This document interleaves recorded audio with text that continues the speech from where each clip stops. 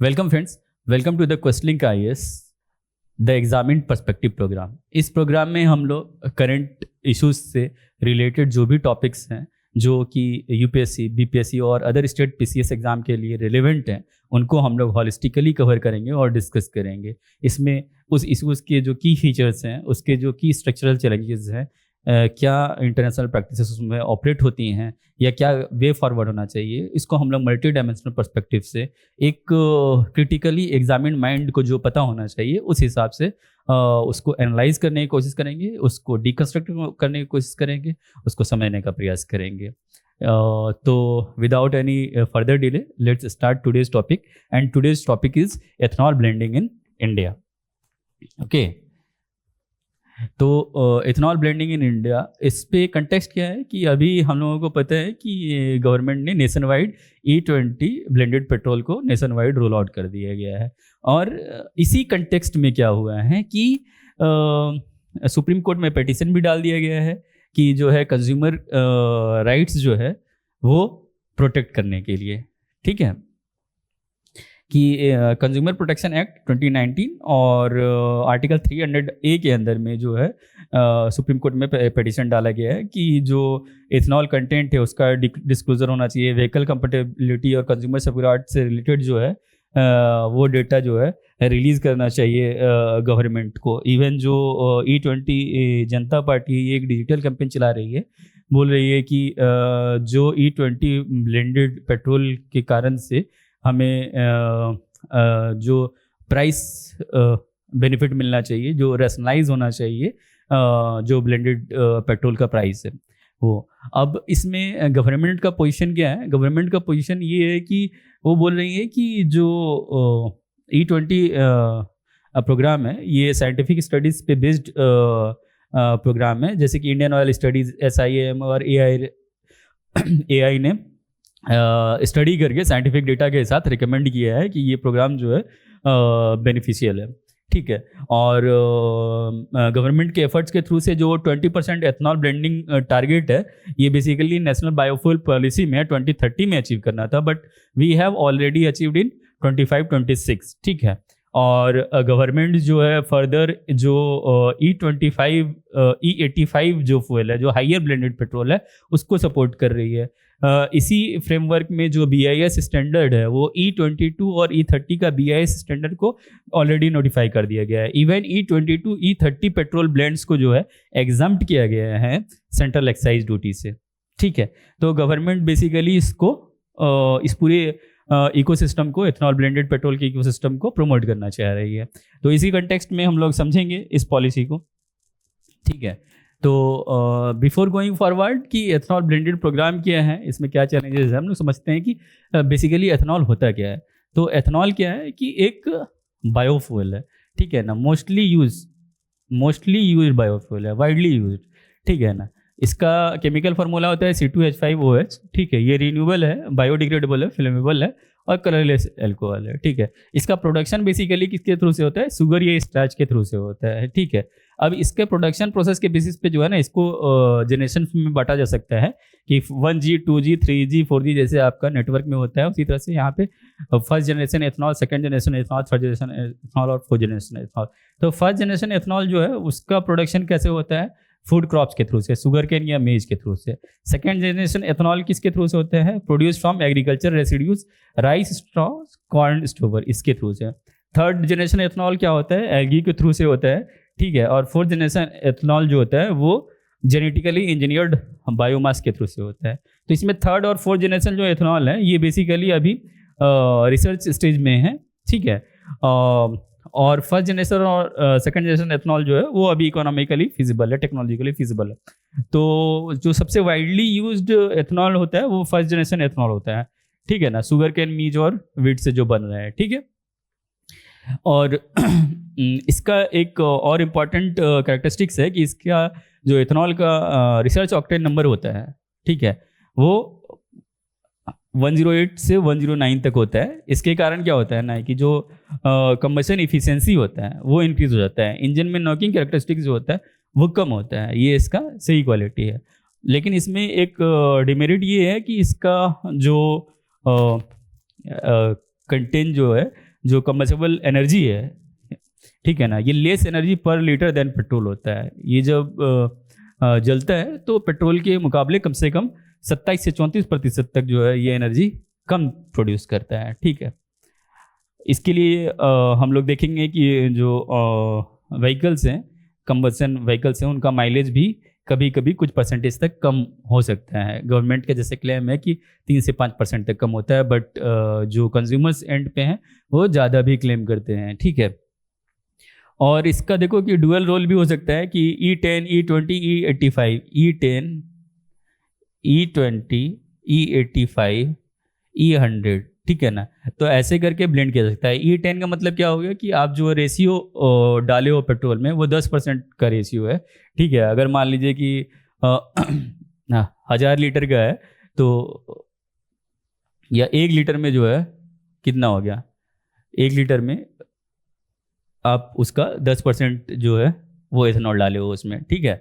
तो उसी तरह से अगर मान लीजिए कि E20 हो गया, मतलब कि 1 लीटर में जो 20% है वो क्या हो गया, इथेनॉल है।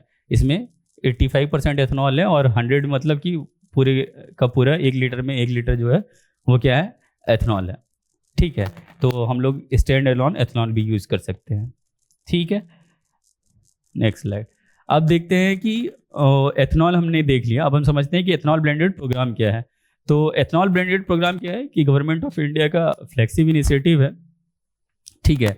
तो ये कोशिश करता है कि जो इम्पोर्ट ऑन क्रूड ऑयल है उसको रिड्यूस करने का, बेसिकली ये एनर्जी सिक्योरिटी के का मैकेनिज्म है, ठीक है ना, कि हम लोग जो इम्पोर्टेड क्रूड ऑयल है उसको रिड्यूस करें, ठीक है।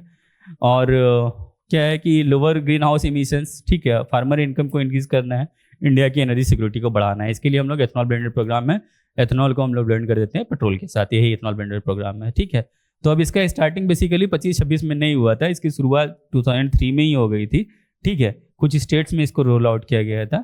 बाकी 13-14 में जो है 1.5% नेशन वाइड टारगेट सेट किया गया, ठीक है। और नेशनल बायोफ्यूल पॉलिसी में फिर डिसाइड किया गया कि 2030 तक जो है हमें 20% एथेनॉल जो है वो मिक्स करना है नेशन वाइड, लेकिन उसको 25-26 में ही अचीव कर लिया गया, ठीक है, 5 years ahead of the schedule, ठीक है। अब इथेनॉल प्रोक्योरमेंट जब देखेंगे तो ड्रास्टिकली इंप्रूव हुआ है 13-14 से 25-26 तक में, कि 38 करोड़ लीटर से 1200 करोड़ लीटर हो गया है 2013-14 से 25-26 तक।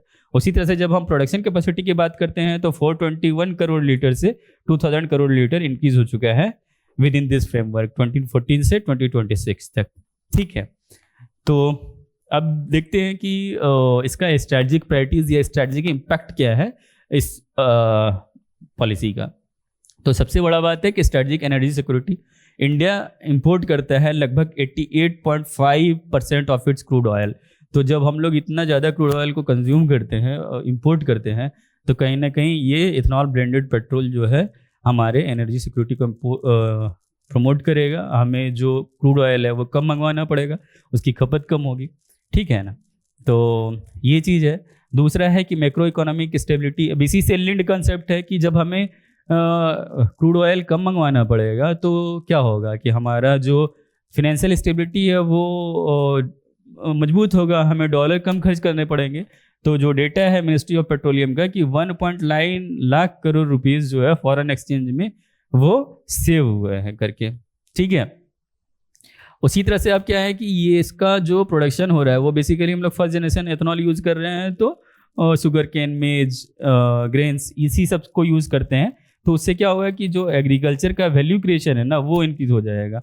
आप इथेनॉल प्रोक्योरमेंट की वजह से देखोगे कि 1.6 लाख करोड़ जो है ना एडिशनल फार्मर इनकम इंक्रीज हुआ है, ठीक है। ये ministry of petroleum and natural gas का क्लेम है, ठीक है।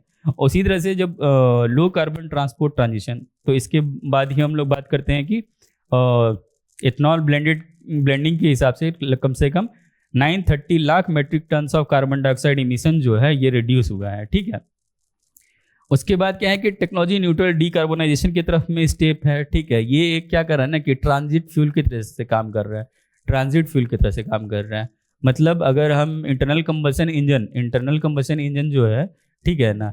इसके थ्रू से ICI, ठीक है, इंटरनल कंबशन जो भी इंजन है ICE के थ्रू से हम लोग अगर जाते हैं इलेक्ट्रिकल व्हीकल्स के थ्रू से, तो चूंकि अभी इलेक्ट्रिकल व्हीकल्स का क्या है, इलेक्ट्रिकल व्हीकल्स का हमारे पास इंफ्रास्ट्रक्चर्स नहीं है, इलेक्ट्रिकल व्हीकल का हमारे पास इंफ्रास्ट्रक्चर नहीं है, तो ये कहीं ना कहीं एक इंटरमीडिएट ऑप्शंस के थ्रू से काम कर सकता है इथेनॉल ब्लेंडिंग वाला, ठीक है ना। तो ये कोर आर्गूमेंट है कि क्रूड ऑयल का इंपोर्ट जो है 88.5% है, तो हम लोग वो डिपेंडेंसी डिक्रीज होगा। फॉरेन एक्सचेंज से हो रहा है 1.9 लाख करोड़ रुपया, एडिशनल फार्मर इनकम हो रहा है 1.6 lakh crore, 930 lakh metric tonne carbon reduce हो रहा है, ठीक है, और एक ट्रांजिट फ्यूल की तरह से काम कर रहा है। तो ये कोर आर्गूमेंट्स हैं इस पॉलिसी को लाने के, ठीक है। नाउ अब हम लोग देखते हैं कि पॉलिसी के बेनिफिट्स तो देख लिए, लेकिन क्या चैलेंजेस है, what are the structural challenges around this policy. तो सबसे बड़ा है एनर्जी फूड का ट्रेड ऑफ, कि एनर्जी सिक्योरिटी और फूड सिक्योरिटी के बीच में जो टेंशन क्रिएट हो रहा है। तो इकोनॉमिक सर्वे इसके बारे में क्या बोलते हैं कि it highlights the emerging tension between आत्मनिर्भरता इन एनर्जी एंड आत्मनिर्भरता इन फूड, ठीक है, आत्मनिर्भरता इन एनर्जी एंड आत्मनिर्भरता इन फूड, इसके बीच में टेंशन क्रिएट कर रहा है। क्योंकि 35 to 40% of India ethanol comes from feed stock, food grains और पार्टिकुलरली मेज में, तो इससे एनर्जी फूड का ट्रेड ऑफ हो रहा है। दूसरा है कि ग्राउंड वाटर गवर्नेंस डेफिसिट। तो आप जब देखोगे कि नीति आयोग का एक रिपोर्ट है, वो बोलते हैं कि 1 लीटर ऑफ एथनॉल को प्रोड्यूस करने के लिए,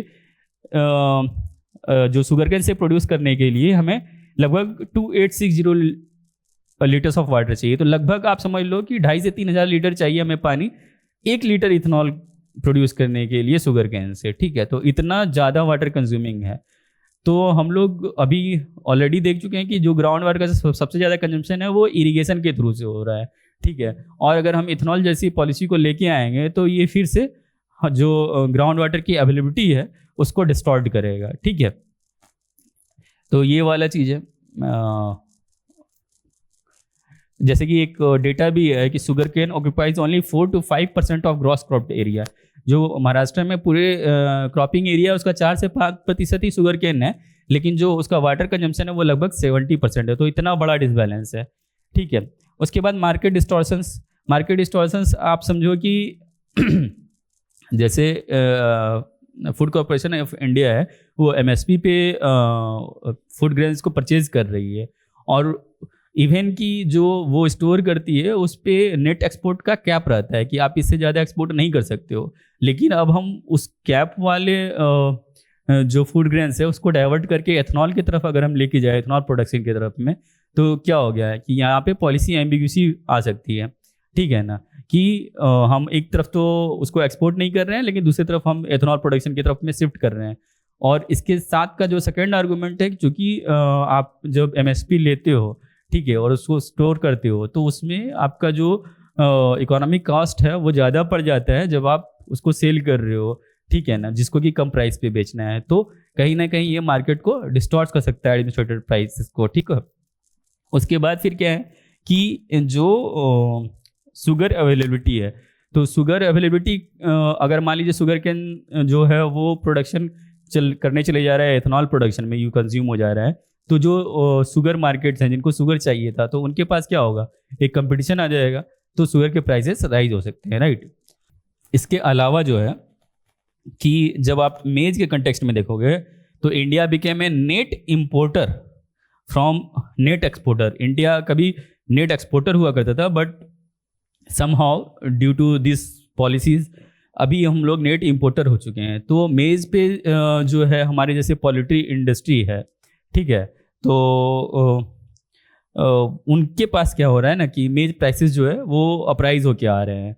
तो जो भी जैसे मुर्गी पालन वाला उद्योग है, तो वो लोग को क्या है कि मेज जैसे है वो हायर प्राइसेस पे मिल रहे हैं, तो कहीं ना कहीं फिर से उनको हार्डशिप्स फेस करना पड़ रहा है।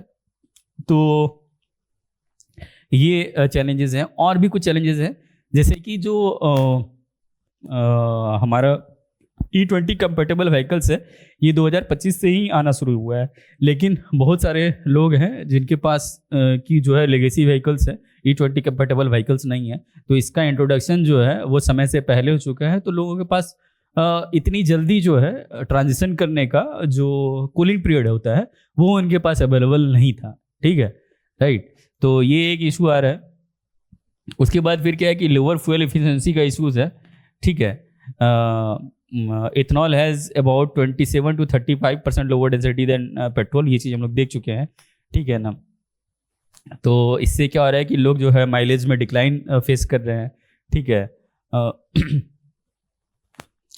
और इवन कि और भी जो दूसरे इश्यूज हैं, ठीक है, कि जैसे कि ये जब आप E20 का इससे माइलेज ड्रॉप हो रहा है, ठीक है ना, और इवन जब आप पेट्रोल में मिक्स कर रहे हो, जब आप पेट्रोल में मिक्स कर रहे हो इथेनॉल को, तो पॉइंट ये है कि आपके लिए आपके एंड पर जो है प्राइस ड्रॉप हो रहा है इथेनॉल को मिक्स करने से, क्योंकि पेट्रोल और इथेनॉल के बीच में प्राइस गैप है, ठीक है। तो आप ये प्राइस का जो गैप है, ये गैप आप ट्रांसफ़र क्यों नहीं कर रहे हो, ये गैप आप ट्रांसफ़र क्यों नहीं कर रहे हो लोगों को, तो ये एक डिमांड है, ठीक है। उसके बाद जो इंस्टीट्यूशनल फ्रेगमेंटेशन का है कि इथेनॉल गवर्नेंस स्पेंस अराउंड, ठीक है, मिनिस्ट्री ऑफ पेट्रोलियम गैस, उसके बाद ministry of agriculture, road transport, NITI Aayog, state government, उसके बाद फिर क्या है कि सेंट्रल ग्राउंड वाटर अथॉरिटी, ये सब इन सब चीज़ों से रिलेटेड एस्पेक्ट है। तो फ्रैगमेंटेड गवर्नेंस से कोई एक कोहेरेंट गवर्नेंस इसमें मिस हो जा रहा है, ठीक है।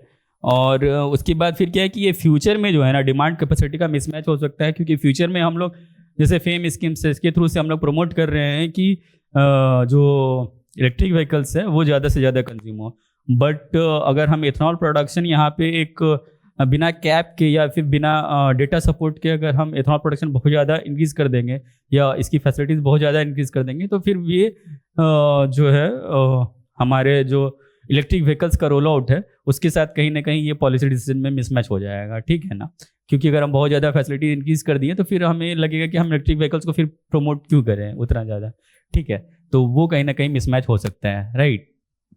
नाउ मूविंग फॉरवर्ड कि अब हम देखते हैं कि क्या पॉसिबल वे फॉरवर्ड हो सकते हैं। तो इसमें यही चीज़ आता है कि अब देखिए कि हम लोग एक्सीलरेट सेकेंड जनरेशन एथेनॉल ये कर सकते हैं कि अभी हम लोग फर्स्ट जनरेशन एथेनॉल से लेके आ रहे हैं, तो उससे क्या हो रहा है कि फूड सिक्योरिटी और एनर्जी सिक्योरिटी के बीच में गैप आ रहा है। तो हम लोग क्या कर सकते हैं ना कि 2G ethanol from agriculture residues bamboo and other जो बायोमास है उसके थ्रू से हम लोग प्रोडक्शन शुरू कर सकते हैं। और अगर मान उसमें अगर कुछ फंडिंग चाहिए होगा, टेक्नोलॉजिकल सपोर्ट चाहिए, तो इसको गवर्नमेंट सपोर्ट कर सकती है, ठीक है। और नॉन फूड स्टॉक्स को भी हम लोग यूज़ कर सकते हैं इसमें 2G एथेनॉल को प्रोड्यूस करने में।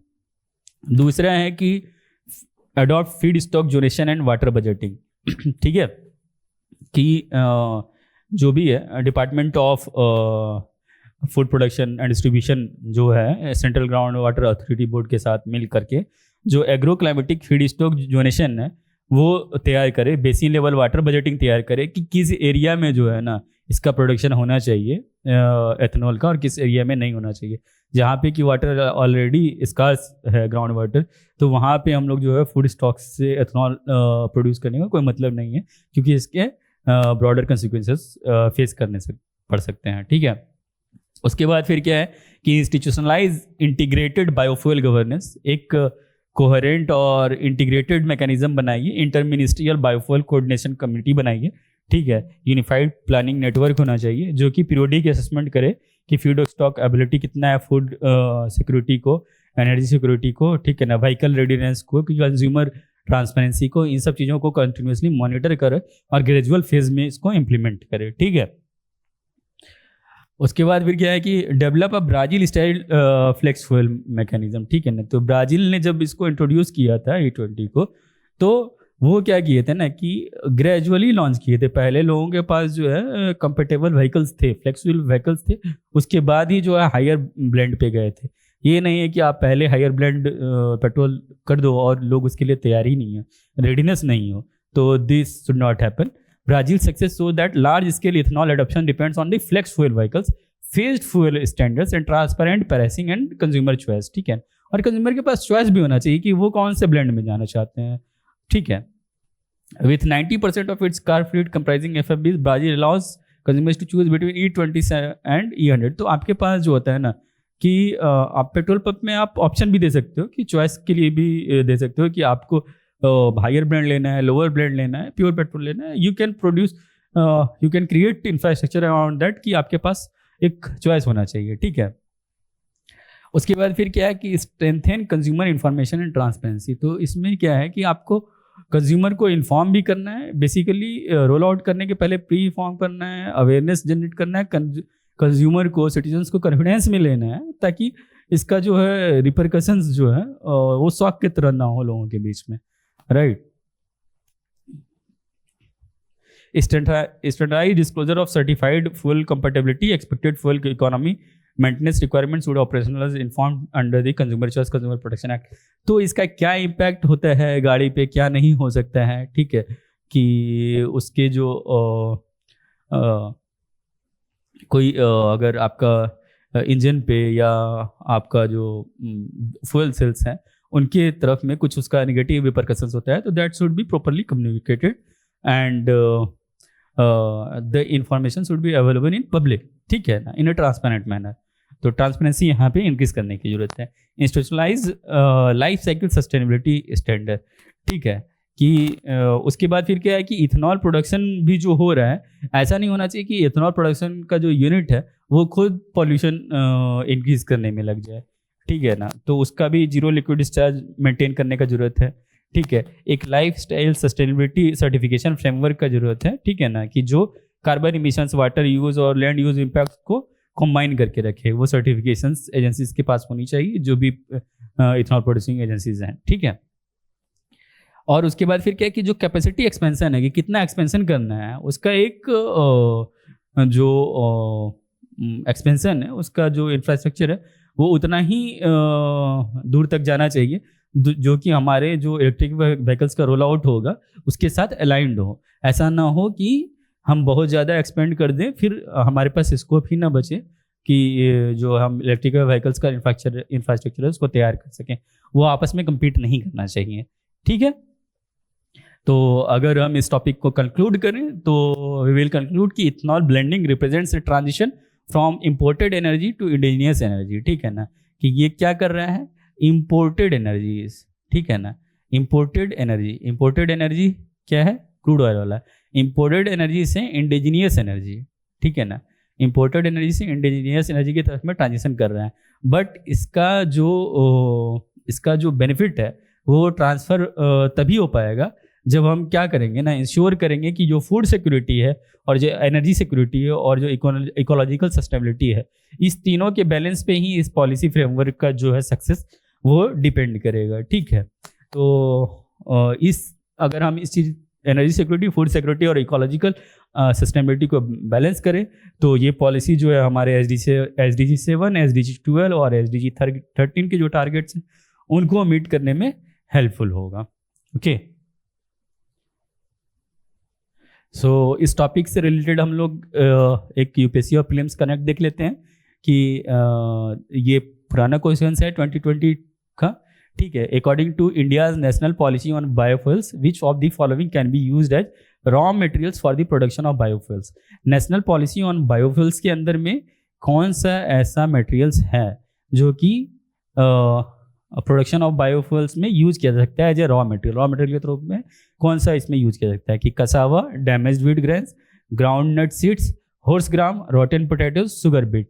तो ये ऑप्शंस दिए हुए हैं, उसमें आपको सेलेक्ट करना है कि कौन सा कोड सही है। Option A 1, 2, 5 and 6 only, option B 1, 3, 4 and 6 only, option C 2, 3, 4 and 5 only, option D 1, 2, 3, 4, 5 and 6 only, ठीक है। तो ये प्रीलिम्स का क्वेश्चन है, इसका आंसर जो है आप कमेंट कर सकते हैं, ठीक है। सिमिलरली जो है एक यूपीएससी में इससे रिलेटेड क्वेश्चन आया था कि access to affordable, reliable, sustainable and modern energy is the sine qua non to achieve sustainable development goals, comment on the progress made in India in this regard, ठीक है। तो इसका mains का भी answer, prelims का answer आप comment section में डाल दीजिए। मेंस का आंसर होगा तो हमारी टीम जो है इसको आपके कॉपी को इवेल्युएट करके भी देगी, okay. So we will conclude this lecture with this quote कि efficiency is doing things right, effectiveness is doing the right things. Efficiency is doing things right, but effectiveness is doing the right things, by Peter Drucker. So on this note, we will conclude this lecture. Thank you. We will meet in the next episode. Thank you very much.